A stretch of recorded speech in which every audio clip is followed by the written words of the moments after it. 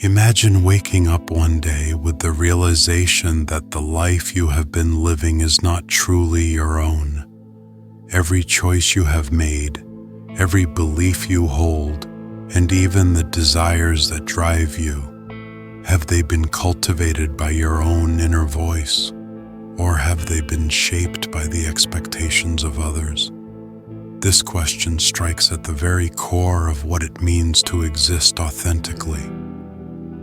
Are we truly the architects of our own lives? Or are we merely playing roles assigned to us by society, family, and culture? From the moment we are born, we are given an identity, a name, a background, a set of rules to follow, what is acceptable and what is not.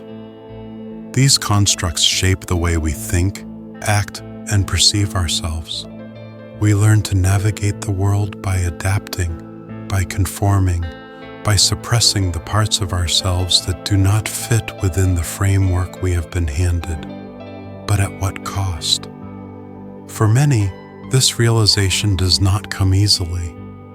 It is often preceded by a growing sense of unease, a quiet voice in the back of the mind whispering that something is missing, a feeling of disconnection, of being lost, of living a life that feels scripted rather than self-directed.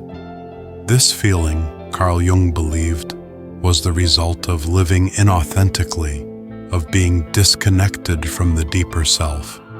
True life, he argued, does not begin until we break free from these illusions and embark on the journey of self-discovery. But how do we begin? This exploration will take us through the depths of Jungian psychology, peeling back the layers of identity, the masks we wear, and the shadows we suppress. It will challenge us to confront the unknown parts of ourselves and question the foundations upon which we have built our sense of self. Because only when we dare to look beyond the surface can we begin to uncover the truth, that life does not truly begin until we find ourselves. The persona, the mask we wear. From an early age, we learn to adjust our behavior to fit the expectations of those around us. We adopt roles, mannerisms, and beliefs that help us navigate social environments, whether it be at home, in school, or at work. This carefully curated version of ourselves is what Carl Jung called the persona, the mask we wear to function within society. The persona is not inherently bad. In fact, it serves an important purpose. It allows us to interact with the world, form relationships, and maintain a sense of order. Without it, social structures would collapse into chaos. However, problems arise when we become so identified with our persona that we mistake it for our true self. We begin to believe that we are the mask rather than the person behind it. Consider how often people feel the need to present a different version of themselves depending on the situation. A person may be confident and assertive at work, yet quiet and reserved at home. Someone might portray an image of happiness and success on social media while battling feelings of inadequacy in private. The persona adapts to different social settings, but what happens when the mask becomes a prison? The over-identification with the persona can lead to a sense of disconnection, anxiety, and even existential crisis. If our self-worth is tied entirely to external validation, we risk losing touch with our authentic emotions and desires. Jung believed that an individual who lives solely through their persona is living an inauthentic life, denying themselves the richness of true self-discovery. To break free from the illusion of the persona, we must first recognize it for what it is, a constructed identity shaped by societal influences. We must ask ourselves, who am I beyond my job title, my achievements, my social roles? This process requires courage, as it means dismantling the carefully built image we present to the world.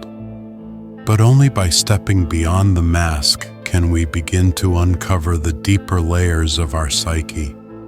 The journey of self-discovery does not end with recognizing the persona. Beneath it lies something more profound, the shadow, the hidden self we often choose to ignore. And to truly understand ourselves, we must be willing to confront it.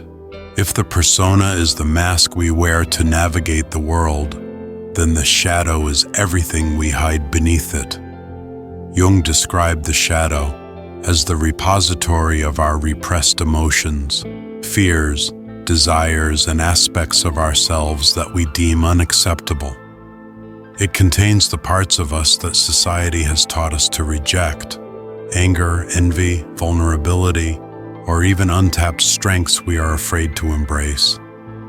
The shadow is not inherently evil. It is not a force working against us, but rather a part of our psyche that exists outside of conscious awareness.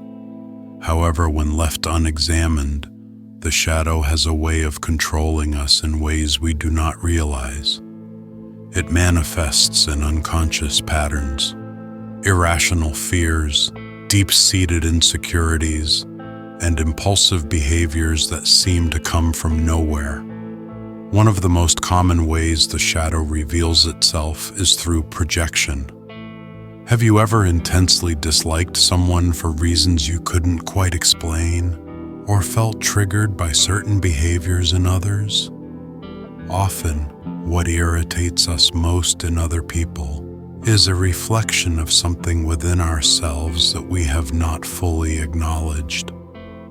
We see in others what we refuse to confront within our own psyche, but suppressing the shadow does not make it disappear.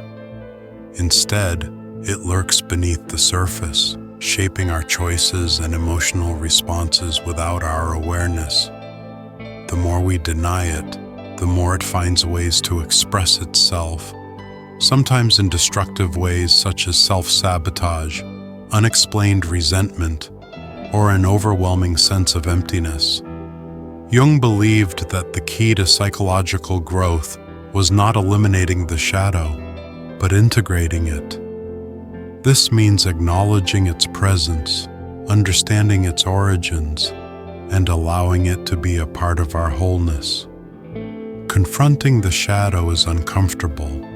It requires deep introspection, the willingness to face painful truths, and the courage to accept parts of ourselves we have long buried. So how do we begin this process? Jung suggested looking inward, examining our emotional triggers, paying attention to recurring patterns in our relationships, and exploring dreams and creative expressions as windows into the unconscious mind. Journaling, therapy, and deep reflection can all serve as tools to illuminate the shadow and bring it into conscious awareness. Integrating the shadow does not mean acting on every impulse or indulging in destructive behavior. Rather, it is about recognizing these hidden aspects of ourselves and learning how to work with them rather than against them. When we accept our full selves, both light and dark, we unlock a deeper sense of authenticity and personal power. But the shadow is only one part of a much larger picture. To truly understand ourselves, we must go even further into Jung's psychology, into the realm of archetypes, the universal patterns that shape our thoughts, behaviors, and identities. Beyond the persona and the shadow lies an even deeper layer of the unconscious, what Jung called the collective unconscious. This is a shared reservoir of inherited instincts, experiences, and universal symbols known as archetypes. These patterns are deeply ingrained in our psychology and influence how we think, behave, and relate to the world around us. Some of the most common archetypes include the hero, the drive for self-improvement, overcoming obstacles, and seeking purpose. The mentor, the guide who provides wisdom and direction. The shadow, the dark side of the self, embodying suppressed fears and desires. The trickster, the chaotic force that disrupts, challenges, and reveals hidden truths. These archetypes appear in myths, literature, and even our personal lives. By recognizing them within ourselves, we can gain a greater understanding of our motivations, struggles, and personal growth. But knowing these patterns is not enough. The next step in our journey is perhaps the most important, the process of individuation, where we bring together all these fragmented aspects of ourselves to form a whole and authentic identity.